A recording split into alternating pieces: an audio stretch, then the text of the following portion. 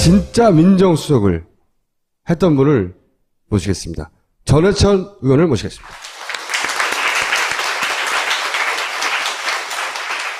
민정수석이라는 자리가 어떤 자리입니까? 뭐 하는 자리입니까? 일단 그것부터 설명해 주세요. 예, 청와대가 이제 비서실장이 있고요. 네. 이쪽에 경호실장이 있고, 비서실과 경호실이 있고, 비서실은 보통 경우 실장 밑에 수석이 5, 6분이 있는데, 그 중에 한 명이 이제 민정수석이죠. 네. 하는 일은 인사 검증. 예, 그리고 공직자 포함해서 감찰 업무. 감찰. 그리고 법률적 참모 역할. 네. 하고 이제 민심을 안다 해서 민정 시찰이나 또 민정에 대한 많은 정보를 얻어가지고 보고하는. 과거의 암행어사하고 약간 비슷한 겁니까? 좀 비슷합니다. 그래서 이제 보통, 그 정부마다 틀린데, 한 4명 내지 5분의 이 비서관이 있죠. 그래 말씀드린 대로 법무비서관이 있고, 네. 인사를 검증하는 공직기강 비서관이 있고, 민정비서관이 있고요. 또 하나 사정비서관이 있습니다. 네. 청와대 내 감찰이나 또 공직자 감찰, 네. 이런 일을 이제 대체적으로 하는 게 역대 정부에서 민정수석의 업무입니다. 무서운 역할인 거죠, 그죠? 일단은 이제 각 수석실에서 담당하는 업무가 있는데, 네. 그 업무가 민정수석이 담당하는 업무가 방금 말한 대로 이제 그런 일도 있지만, 주로 권력기관에 대한 그런 업무 통할 함께 이제 협조를 하니까요. 검찰, 그러니까 검찰, 경찰, 국세청, 국정원 이런 데를 하니까 이제 보통의 경우에 민정수석이 옛날 80년대 같으면 나는 새도 떨어뜨린다라는 이제 이야기가 나왔던 수석실이 이제 민정수석이죠. 그러니까 국정원이나 검찰이나 경찰 동원해가지고 누군가를 털거나 날려버리거나 할 수 있는 막강한 힘이 있는 거예요. 그래 보신 적 있습니까? 미리 이제 말씀드리면 참여정부에서는 실제로 이렇게 그런 주제로 했습니다만 권력기관 제자리 찾기라 해가지고요. 네. 다른 것보다도 권력기관이 법률에 규정된 권리 의무만 행사를 해라. 그러니까 그 이상도 하지 말고 그 이하도 아니다. 이걸 권력기관 제자리 찾기라 해서 예를 들어 검찰 같으면 법에 따른 수사하고 기소하고 그것만 하면 되지 그 위에 과도한 것을 해서는 안 된다. 이걸 좀 엄정하게 지키고자 노력했습니다. 뭐 정치적 기획수사라든가 이런 거 하지 마라. 그렇습니다. 네. 그러니까 이제 예를 들면 국정원장이 독대하는 것을 안 했거든요. 네. 근데 그 독대라는 의미가 정보가 독점되면 늘 폐해가 나오지 않습니까? 예를 들면 이제 대통령하고 독대하고 나서 가서는 그 대통령하고 이야기한 것만 이야기하는 것이 아니라 사실은 대통령이 보니까 이 생각하는 게 어느 장관에 대해서는 좀 문제가 있는 것처럼 보이더라. 그 장관에 대해 조사해. 라는 식의 정보를 독점하고 특히 이제 권력의 정점이 있는 대통령하고 두 사람만이 이야기를 하면 많은 폐해가 나오는데 그런 걸 절대 하지 말자라고 했던 게 이제 국정원장은 정보기관이니까 정보 업무만 해야지 그런 것까지 하다 보면 많은 권한이 남용된다. 이제 이렇게 했었던. 노무현 대통령의 생각이었는데 지금도 그거 잘했다고 생각하세요? 그리고 이제 저희들은 그렇게 이제 하고 나서 사실 많이 제가 이제 혼이 났는데요. 많은 국민들이 해서 이제 참여정부를 출범시켰으면 그 역할을 잘해서 다음 정권에 넘겨줘야 되는데 저희들이 이제 권력기관 제자리 찾기라고 그렇게 했는데 정권이 끝나고 몇 개월 만에 바로 환원돼 버리니까. 너무 순진했다고 생각 안 하세요? 근데 그런 면에서 이제 너희들이 한 게 없다. 너희들이 했던 게 몇 개월 만에 다 없어져 버리는데 뭐 했냐라고 하지만 말씀드린 대로 그런 권력기관을 한번 제 모습을 갖던 것도 좀 길게 보면 의미가 있지 않을까 해서. 개인적으로 솔직하게 지나고 나서 그때 그렇게 좀 할걸. 그때 그 힘으로 그냥 다 공공의 목적에 부합되게 좀 그 힘을 좀 빌려 쓸 걸 그랬어. 이런 생각. 후회까지는 아니고요. 좀 아쉬움은 있습니다.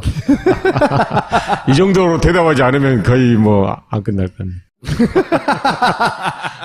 이게 대통령 의지 없이 청와대 조직과 분위기와 생리상 우병우 민정수석 이렇게 버티는 게 이 현 정권의 특징은 대통령은 아무 상관없는 것처럼 하거든요. 항상 자기는 이 대통령 의지 없이 가능하지 않은 거죠, 그죠? 불가능합니다. 그러니까 이제 장관도 그러고요. 쟤들도 이제 그때 우리 박남주 수석이 나와서 이야기를 하던데 이 밖에서 문제 제기를 하거나 또는 이렇게 책임론이 나올 때는 그 안에서 분위기상 견딜 수가 없습니다. 청와대 안에서 도저히 견딜 수 없고 오직 견딜 수 있는 건 한 가지. 대통령이 신임. 그만둘 필요 없다라고 하면 그냥 있어. 그렇죠. 예. 그것 때문에 있을 수 있지. 그렇지 않으면 불가능합니다. 근데 우병우 수석은 사의 표명을 한 번이라도 했을까요? 근데 제 생각에는 그 사의를 표명했다고 생각을 합니다. 왜냐하면 지금 이렇게 보수 언론 포함해서 많은 사람들이 이 질책을 하고 또 사퇴하라고 하고 있는데 그걸 뭐 사의를 표명 안 했다는 것은 그건 사실이 아닌 것 같고요. 대통령 의지다. 이거는 그냥. 네, 그렇습니다. 그건. 네. 최순실 씨에 대해서는 이렇게 얘기했죠. 권력 순위 1위가 최순실, 2위가 정윤회, 3위가 박근혜 대통령이다. 박 누구죠?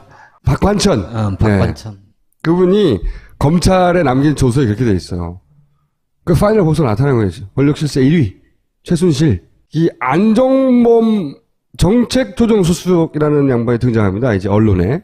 이 정책조정수석은 뭐 하는 분이에요? 이제 경제수석도 있고 뭐 사회수석도 있고 민정수석도 있는데 네. 그런 정책을 그 영어 그대로 조절하는 겁니다. 가운데서. 그렇습니다. 그런데 이제 그렇게 생각하면 고유한 업무가 없는 것 같지만 실제로 이제 정책은 굉장히 많죠. 그게 경제에 대한 건지 아니면 좀 사회 정책에 대한 건지. 서로 충돌할 때 조절한다. 그렇죠. 예, 그런 의미이기 때문에 사실은 업무 자체는 굉장히 포괄적이고 경제나 이 전반적인 민정 외의 수석 업무로서는 굉장히 중대하고 중요하다. 그 안에서는 사실 역할이 굉장히 넓다, 폭넓다. 왜냐하면 이제 청와대 일이라는 게 부처의 모든 일을 할 수는 없잖아요. 주요한 몇 개 일을 하는데 그 주요한 몇 개 일을 하는 게 청와대 힘이기도 하고 또 국정이 더 중요한 한 일인데 정책조정 같은 경우가 주요한 몇 개 정도를 딱 쥐고 할 수가 있어서 예를 들어 환경부하고 경제부처가 싸운다. 개발을 해야 돼. 환경 파괴다. 그러면 경제부처 이번엔 개발해야 돼. 밀어준다든가. 이걸 이 사람이 결정한다는 거죠. 그러니까 환경부 일은 어차피 환경부 장관이 하니까 네. 그걸 뭐 청와대가 굳이 나서서 다 할 필요는 없는 거지 않습니까? 문제는 환경부와 경제부처가 다툼이 있을 때 그렇죠. 그때 이제 청와대 힘이 나오는 건데 힘이 막강한 거네요, 그러면. 그렇죠. 예, 그래 보입니다. 참여정부 때는 그거를 이해찬 총리가 주로 하셨잖아요. 그게 이제 말씀하신 대로 총리실에 할 때도 있고 아니면 청와대 안에서도 할 때가 있는데 이전 총리 재직 중에는 이제 이전 총리께서 많이 이제 했었고요. 정책조정수석 업무 중에 뭐 수금 이런 것도 있습니까? 그러니까 그걸 여쭤보려고 지금.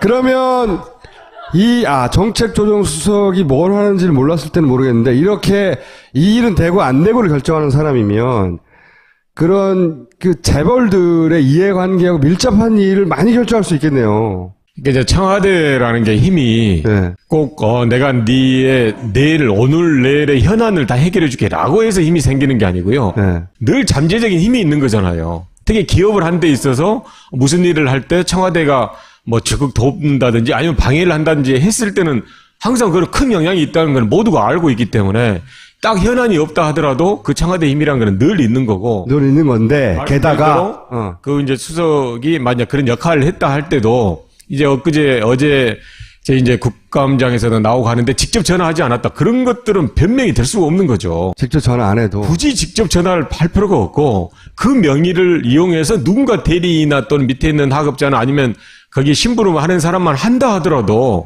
그 뜻만 전달이 되면 거기 그걸 전달받은 기업으로서는 도저히 이거는 피할 수가 없게 되는 거죠. 청와대의 힘이 그 재벌에 미치는 정도가 그 정도입니까? 저는 막강하다고 생각합니다. 막중하다고 생각을 합니다. 실제로. 예. 청와대 수석이 움직여서 국내 30대 재벌로부터 800억대 모금을 하는 게 가능합니까? 그 정도 힘이 나옵니까? 그 특별감찰관실에서 내사했다고 그랬지 않습니까? 이런 일이 있다는 이야기를 듣고 네. 왜냐하면 기업이 한 군데가 아니고 적어도 십수개 기업에서 모금을 하고 이렇게 했다 그러면 그거는 그 업계에서 소문이 안 나올 수가 없는 겁니다. 그렇죠. 그러면 네. 누군가가 그걸 확인을 했는데 청와대가 아니고 다른 데서 그런 일을 했다. 그럼 100% 다 걸린다고 생각을 해야 되겠죠. 그건 벌써 신문에 났겠고. 그렇습니다. 네. 그런데 이제 청와대에서 했기 때문에 그게 이제 어떻게 보면 덮을 수가 있었던 거고, 그래도 특별감찰관이라는 걸 만들어 놓으니까 특별감찰관은 고유한 업무니까 네. 거기에 따라서 뭐 감찰까지는 못 나갔다 하더라도 내사까지는 이제 할 수가 있었던 그 거예요. 안에 불법적인 행위가 없냐 그런 첩보를 입수해서 감찰할 수 있죠. 그렇습니다. 그게 대통령의 뜻인지 아닌지 모르는 거야. 이 감찰하는 사람은. 그렇습니다. 예. 근데 그 감찰하다가 날아갔죠. 뭘 몰랐던 거죠, 이분이. 그 감찰까지 했다는 거는 이제 사실이고, 그 감찰의 결과는 밝혀지지 않았는데, 그러니까 지금 말씀은 제가 궁금했던 건, 청와대 수석이 마음을 먹는다면, 800억대 모금을 재벌로부터 할 수 있다. 그 정도 힘이 있다. 저는 가능하다고 생각을 합니다. 예. 특감 얘기가 나와서 여쭤보는데 이번 국회 국정감사에서 이석수 특감을 부르거나 아니면 이사수 특감이랑 같이 일했던 분들, 그래서 당시 안종범 수석에 대해서 어떤 내사를 했는지 이런 걸 확인할 방법이 있습니까? 그 이제 가장 좋았던 게 이번 주 금요일 날 있었던 그 법사위에서 하는 이제 특별감찰관을 대상으로 하는 국정감사에서 물어보고 하려 했는데, 일단 특별감찰관을 지금 이제 사표 수리를 한 게 문제가 아니고 오늘 오전에 이제 확인한 것은 특별감찰관과 함께 했던 보호까지도 네. 다 사직 처리를 해버렸죠. 부를 사람이 없어요. 부를 사람이 없게 돼버렸습니다. 그 일처리가 참 기가 막혀요. 규정이 뭐가 되어 있든 간에 싹을 씨를 말려버려요, 네, 그냥. 맞습니다. 그 아까 그 좀 아쉬움이 없냐고 저한테 이제 질문하지 않았습니까? 그러니까 지금 하는 일 처리 보면 좀 아쉬움이 있습니다. 지금 보면 진짜로 확실하게 그런 걸 없애버리고, 그러니까 뭐 언론에서 뭐라 한다든지 아니면 약간의 눈치를 봐야 된다 이런 것들은 전혀 없이 그냥 딱 아니다 싶으면 딱 정리해버린 걸 보면. 그러니까요. 그러니까 빌미를 주지 않아요. 다 없애버려, 그냥. 거기 법이 어떻게 돼 있든 누가 뭐라고 하든 어차피 KBS나 이런 언론도 자기를 욕하지 않으니까 다 없애버리는 거야. 그냥 싹싹. 잘라가지고. 감찰관을 보냈으면 그 밑에 있던 사람도 있을 거 아니에요. 임기가 보장이 돼 있는데 그 사람들 다 잘랐어요. 부를 사람이 없어. 이때요, 거기 임시직 일하시던 분들, 운전해주신 분들, 또 이걸 여쭤볼게요. 그 미르재단, K스포츠재단 이 사건을 어떻게 보십니까? 어떻게 된 일이라고 보십니까? 전형적인 권력형 비리의 저는 딱 사례라고 생각을 합니다. 모든 요건을 다 갖췄어요? 대기업이 있고요. 네. 그리고 대통령의 측근이 있고, 네. 그리고 청와대 참모가 관련돼 있는 수석이 거죠. 들어가 있고. 진짜 권력형 비리라는 것이 생기면 그런 조건들이 갖춰지면 이제 권력형 비리라고, 구조적 비리라고 이야기를 하는데, 완벽하게 갖췄다, 일단. 그걸 이제 밝혀지는 것은 저는 점점 이렇게 충분히 가능하다고 생각합니다. 어제 노웅래 의원님이 이제 그 국정감사장에서 밝혔던, 그럼 그런 걸 밝히려고 그러면 일단은 모금에 응했던 기업이 내가 자발적으로 한 게 아니고, 그건 어떤 강압이나 또는 무슨 지시나 이런 것들을 했다. 근데 그런 녹취가 나왔는데도 청와대는 사실 무근이다 하잖아요. 그러니까. 대단해요, 정말. 그러잖아요. 누군데 데려와봐 그러잖아요. 그러니까 나올 리가 있나, 그 사람이. 자기 목숨이 달렸는데. 응? 대단해요, 그리고 정말. 이제 그 측근이 이제 보통 직접 하기 수도 있지만 측근의 대리인들이 이렇게 할 수 있지 않습니까? 그런 이제 측근의 대리인들이 한두 사람 나타나서 이야기를 하고 있는 거고, 네. 또 청와대 참모가 했다는 것은 이제 현재까지는 간접 증거지만 조금씩 나타나고 있는 걸 보면 저는 권력형 비리로서 이 모습, 제 모습이 밝혀질 거다 이렇게 생각을 하고 있습니다. 역대 모든 정권에서 이 정도 나오면 끝장났거든요. 그다음부터 이제 쭉쭉쭉 정권은 당하고 계속해서 밀리고 그러면서 레임덕 오고 그래서 정권 말기로 넘어가고 이런 모든 정권이 다 그랬는데 저는 박근혜 정권은 안 그럴 것 같아요. 딱 성격을 규정해버리잖아요. 그러니까 이거는 그냥 의혹이 있는 폭로다. 말도 안 되는 폭로다. 이걸 옛날 정윤회 문건 때도 그렇죠. 그랬거든요. 그 대통령 기록물 사건 때도 뭐 찌라시다. 뭐 이런 식으로 딱 규정을 해버리면 거기에 맞춰서 감찰기관이나 수사기관이나 다 이렇게 이제 정리를 짝짝짝짝짝 그렇게 정리해서 수사 결과도 그렇게 내주니까 근데 이제 언론도 그렇게 받아주고 그래도 이 건은 아까 말씀드린 대로 몇 가지 요건을 다 갖추고 있어서 계속적인 이제 이 효연지기를 보세요. 저는 녹취록 나온 다음에 그래도 뭔가 여기 분위기 좀 바뀔 거라고 생각했는데 녹취록이 나왔는데 사실 무근이다. 그러면서 가나 떨어서 호연지기를 보라. 이 범죄적 호연지기를 보라. 대단하거든요. 이 정도면. 네, 말씀하신 대로 꼭 다음 정권까지 가면 뭐 당연히 밝혀질 거고요. 저는 이 정권 안에서도 상당 부분 진실이 밝혀지지 않을까라고 생각합니다. 밝혀지게 하는데 본인이 역할할 부분이 있습니까, 혹시? 저희들 국정감사에서 그런 아까 말씀드린 몇 가지 이제 직접은 아닌데 간접적인 또 그 사람의 문제나 이런 부분을 많이 하고 있고요. 하고 있어서 어제 또 많이 좀 밝히지 않았습니까? 의원님이 혹시 밝히기 없냐고요? 네, 저도 많은 노력을 하도록 하겠습니다. 없다는 얘기입니다. 그것도 여쭤봐야죠. 우병우 수석은 계속 가는 건지. 저는 그러진 않다고 보고요. 수사가 종료되면 거치가 결정되지 않을까 생각합니다. 이런 전망들이 하나도 맞는 게 없어가지고. 이 정권은 다 항상 전망을 뛰어넘으니까요. 수사를 종료를 하지 않고 계속 시간 끌기 하잖아요. 그렇게 하기는 어렵지 않겠습니까? 일단 지금 그 검사장이 와서 특임으로 이렇게 하고 있어서 네. 그건 어느 순간에 그는 마무리를 해야 되니까 어디 배정이 돼서 한다 그러면 그 수사는 계속 끌 수도 있지만 네. 그러니까 이 수사가 마무리는 이제 돼야 될 것 같고요. 될 때쯤은 거치를 결정하지 않을까라고 생각을 합니다. 그렇게 희망을 하고 있습니다. 알겠습니다. 오늘 여기까지 하겠습니다. 감사합니다. 예, 고맙습니다. 먼저 PPL 체크각을 네. 무에탄올, 무라트색소, 무계면활성제 이런 게 다 없답니다. 네. 이런 게 다 없어야 입속 자극을 줄여준다. 그래서 입안이 진짜 건강해진다. 올리덴탈 체크각을 네. 딴지마켓에서 팔고 있습니다. 다음이요? 평산네이처 아로니아진. 진진진. 딴지마켓 스테디셀러고요. 후기가 많답니다. 후기로 증명된 아로니아진. 폴란드산 아로니아를 저온에서 수분만 증발시켜서 농축한 진한 농축액이랍니다. 50ml 한 병으로 아침, 점심, 저녁에 물에 타 드시면 아주 좋고요. 내 몸에 좋은 습관. 평산네이처 아로니아진. 자세한 내용은 딴지마켓 상품 페이지를 참고하세요. 미궁 장사랑. 써봐서 알지. 제가, 이거는 평상시에 마켓에서 파는 물건들을 저한테 잘 줘요. 근데 제가 게을러서 안 써보거든요. 근데 사장님이 이걸 꼭 주고 가시면서 고기를 먹는 사람은 이걸 꼭 먹어야 된다는 거예요. 그래서 호기심에 먹어봤어요. 호기심에. 차이가 있습니다. 제가 원래 장에 문제가 전혀 없는 사람인데, 그럼에도 불구하고 차이를 느끼는 건 뭐냐면, 아이들이 어깨동무를 하고 나와요.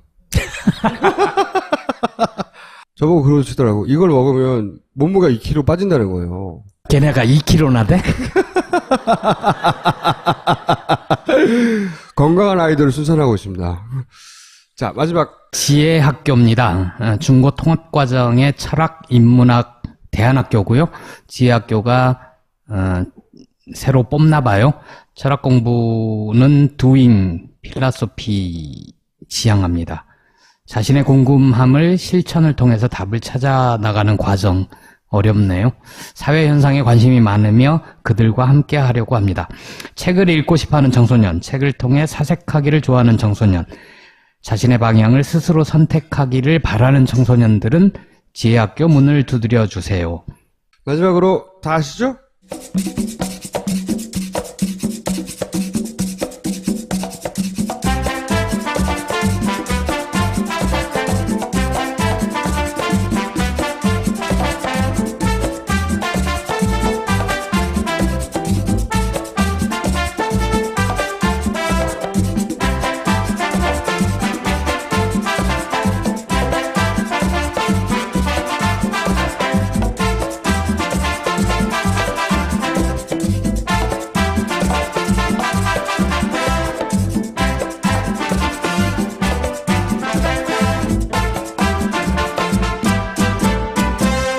발별장 뚱뚜라뚱뚜뚱뚜라뚱뚜라뚱뚜.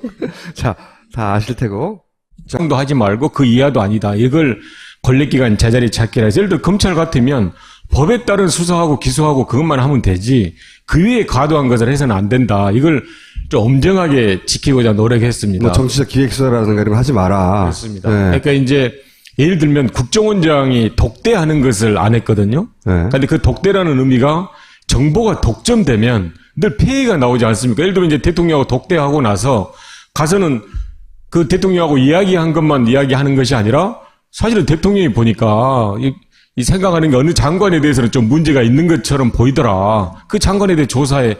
라는 식의 정보를 독점하고 특히 이제 권력의 정점이 있는 대통령하고 두 사람만이 이야기를 하면 많은 폐해가 나오는데 그런 걸 절대 하지 말자라고 했던 게 이제 국정원장은 정보기관이니까 정보 업무만 해야지 그런 것까지 하다 보면 많은 권력, 권한이 남용된다. 이제 이렇게 했었던. 노무현 대통령의 생각이었는데 지금도 그거 잘했다고 생각하세요?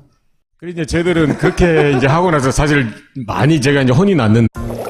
진짜 민정수석을 했던 분을 모시겠습니다. 전해천 의원을 모시겠습니다.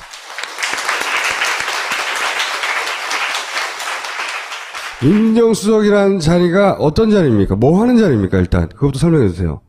예, 청와대가 이제 비서실장이 있고요. 네. 이쪽에 경호실장이 있고, 비서실과 경호실이 있고, 비서실은 보통 경우 실장 밑에 수석이 5-6분이 있는데, 그 중에 한 명이 이제 민정수석이죠. 네. 하는 일은 인사 검증, 검증, 예, 그리고 그 공직자 포함해서 감찰 업무, 감찰. 그리고 법률적 참모 역할 네. 하고 이제 민심을 안다 해서 민정 시찰이나 또 민정에 대한 많은 이게 정보를 얻어가지고 보고하는. 그래서 과거의 암행어사하고 약간 비슷한 겁니까? 좀 비슷합니다. 그래서 이제 보통 그 정부마다 틀린데 한 4명 내지 5분의 이 비서관이 있죠. 그래 말씀드린 대로 법무비서관이 있고 네. 인사를 검증하는 공직기강 비서관이 대통령 의지 없이 가능하지 않은 거죠, 그죠? 불가능합니다. 그러니까 이제 장관도 그러고요. 쟤들도 이제 그때 우리 박남수 수석이 나와서 이야기를 하던데 이 밖에서 문제 제기를 하거나 또는 이렇게 책임론이 나올 때는 그 안에서 분위기상 견딜 수가 없습니다. 청와대 안에서. 도저히 견딜 수 없고 오직 견딜 수 있는 건 한 가지. 대통령이 신임. 그만둘 필요 없다라고 하면 그냥 있어. 그렇죠. 예. 그것 때문에 있을 수 있지. 그렇지 않으면 불가능합니다. 근데 우병우 수석은 사의 표명을 한 번이라도 했을까요? 근데 제 생각에는 그 사의를 표명했다고 생각을 합니다. 왜냐하면 지금 이렇게 보수 언론 포함해서 많은 사람들이 이 질책을 하고 또 사퇴하라고 하고 있는데 그걸 뭐 사의를 표명 안 했다는 것은 그건 사실이 아닌 것 같고요. 대통령 의지다. 이거는 그냥. 네, 그렇습니다. 그건. 네. 최순실 씨에 대해서는 이렇게 얘기했죠. 권력 순위 1위가 최순실, 2위가 정윤회, 3위가 박근혜 대통령이다. 박 누구죠? 박관천. 박관천. 네. 그분이 검찰에 있고 민정비서관이 있고요. 또 하나 사정비서관이 있습니다. 네. 청와대 내 감찰이나 또 공직자 감찰 네. 이런 일을 이제 대체적으로 하는 게 역대 정부에서 민정수석의 업무입니다. 무서운 역할인 거죠, 그죠? 일단은 이제 그 각 수석실에서 담당하는 업무가 있는데 네. 그 업무가 민정수석이 담당하는 업무가 방금 말한 대로 이제 그런 일도 있지만 주로 권력기관에 대한 그런 업무 통할 함께 이제 협조를 하니까요. 검찰, 그러니까 뭐. 검찰, 경찰, 국세청, 국정원 이런 데를 하니까 이제 보통의 경우에 민정수석이 옛날 80년대 같으면 나는 새도 떨어뜨린다라는 이제 이야기가 나왔던 수석실이 이제 민정수석이죠. 그러니까 국정원이나 검찰이나 경찰 동원해가지고 누군가를 털거나 날려버리거나 할 수 있는 막강한 힘이 있는 거예요. 그래 보신 적 있습니까? 미리 이제 말씀드리면 그 참여정부에서는 실제로 이렇게 그런 주제로 했습니다만 권력기관 제자리 찾기라 해가지고요. 네. 다른 것보다도 권력기관이 법률에 규정된 권리 의무만 행사를 해라. 그러니까 그 이상인데요.